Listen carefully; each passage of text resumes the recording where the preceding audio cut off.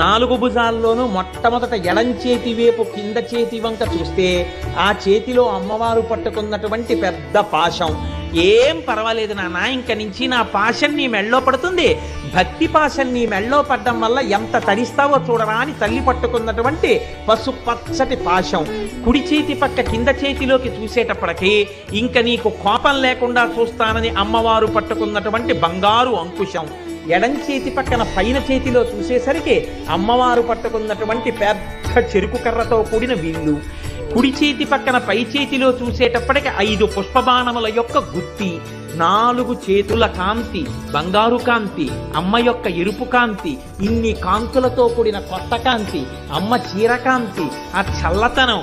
ఈ కాంతులలో మీరు అమ్మకి దగ్గరగా ఇలా కూర్చుంటే అమ్మవారు పొంగిపోయి, నాన్న నీకు నేను ఒక గొప్ప వరం ఇస్తున్నా.